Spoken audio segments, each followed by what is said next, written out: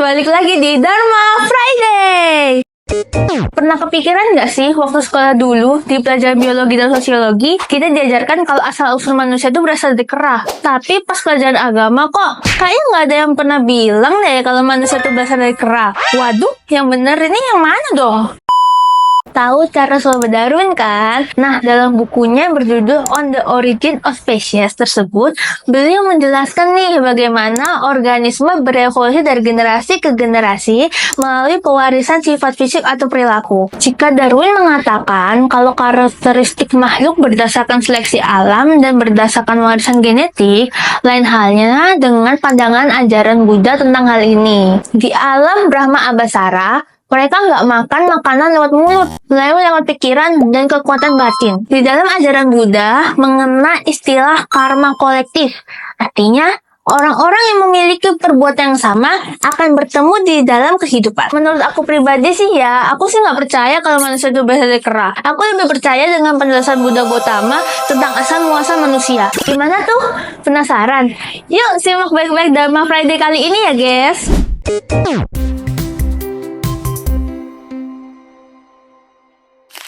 Teori Darwin, seleksi alam dan manusia dari kera.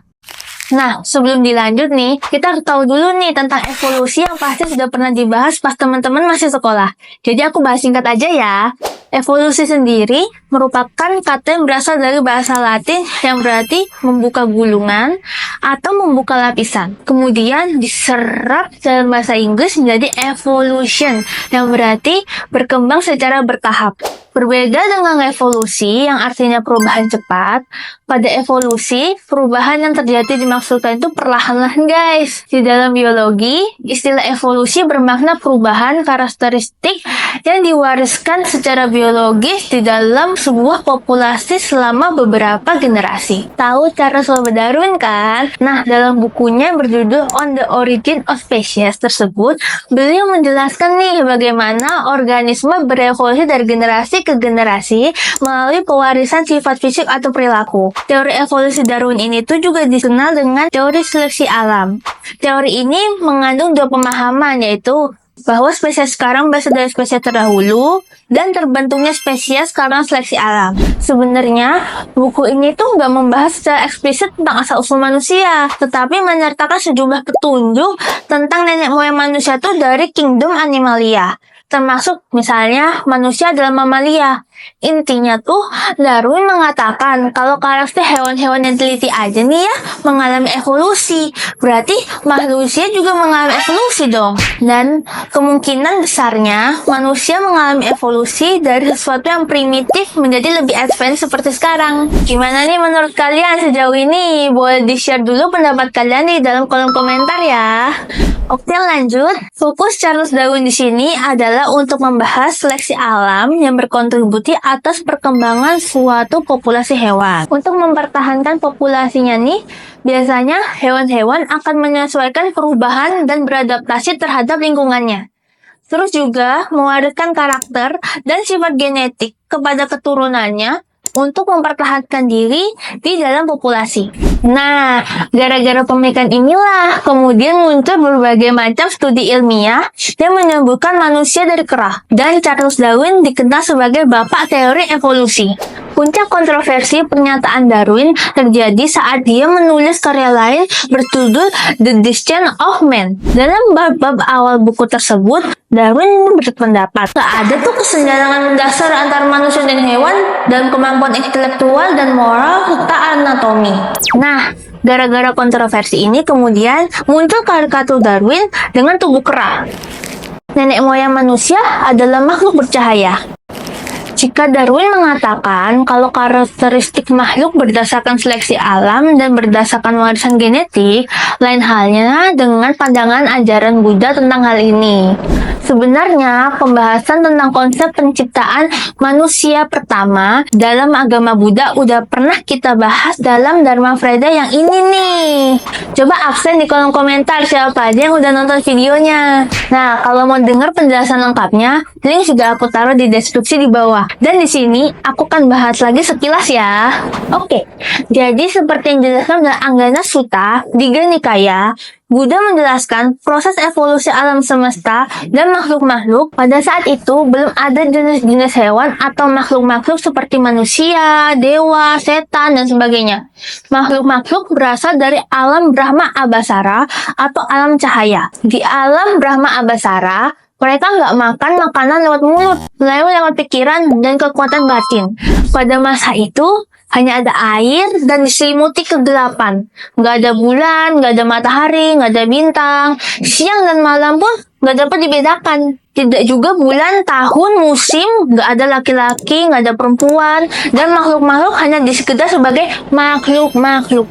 Nah, singkat cerita, setelah waktu yang sangat lama itu, muncullah sari makanan yang berupa tanah yang muncul dengan sendirinya di atas permukaan air. Jangan dibayangin kayak tanah zaman sekarang ya, yang warna coklat-coklat hitam itu loh ya.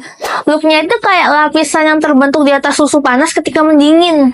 Tanah ini memiliki warna, bau, dan rasa seperti warna ghee atau mentega kualitas terbaik dan sangat manis bagaikan madu murni. Nah, kalau modelnya kayak gitu, sekarang jadi ngiler nggak? Terus, kemudian muncul tuh keserakan dan batin makhluk-makhluk bercahaya terhadap makanan tadi. Karena keinginan makan makanan tersebut, akhirnya cahaya di tubuh mereka lenyap.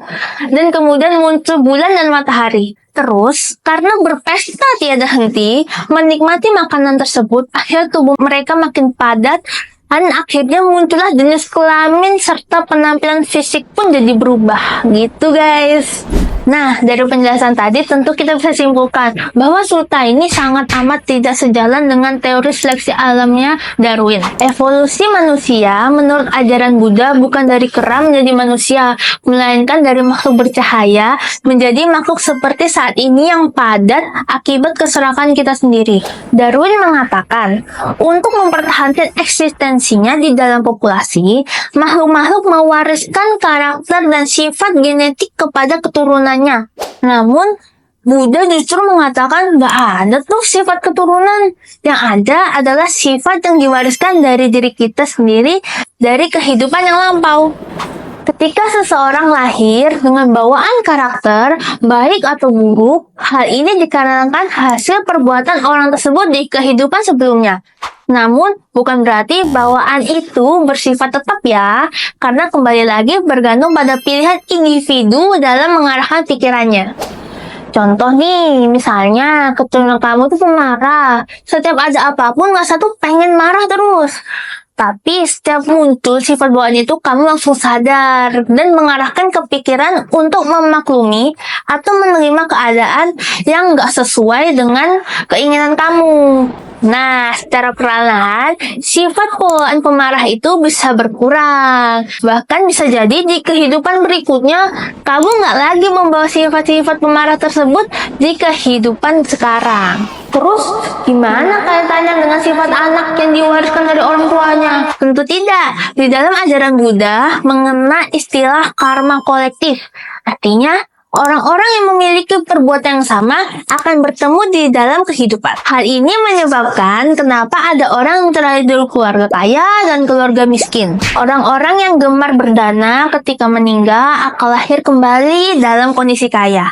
Begitu juga sebaliknya, kalau pelit, pasti lahir dalam kondisi miskin. Ketika perbuatan itu setara dilakukan, maka kemudian individu-individu tersebut temu dan kemudian menjadi keluarga, pasangan hidup, teman, bahkan musuh, tergantung seberapa kuat hubungan kekuatan karma antar individu tersebut. Tapi ya, bukan artinya kalau kamu lahir dari keluarga kaya, kamu puas diri, atau malah lahir dari keluarga miskin langsung jadi minder. Untuk merubah garis keturunan kamu bukan dengan warisan genetik, tetapi dengan warisan perbuatan kamu sendiri.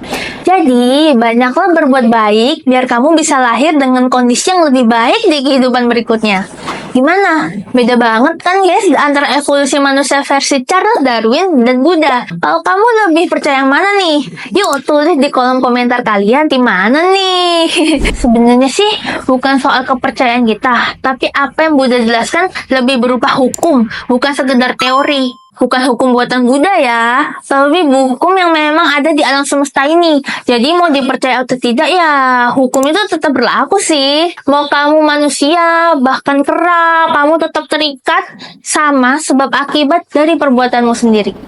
Oke teman-teman, terima kasih ya udah mau nonton video ini. Ikuti konten-konten kita selanjutnya yang bakal bahas tentang kehidupan seputar agama Buddha yang informatif dan pastinya seru. Kalau ada yang mau ngasih revisi, pertanyaan, atau menambahkan pendapat, bisa langsung aja tulis di kolom komentar. Kita akan diskusikan bareng-bareng ya guys. Jangan lupa buat like, komen, dan subscribe ya, biar kalian gak ketinggalan update seputar Buddha.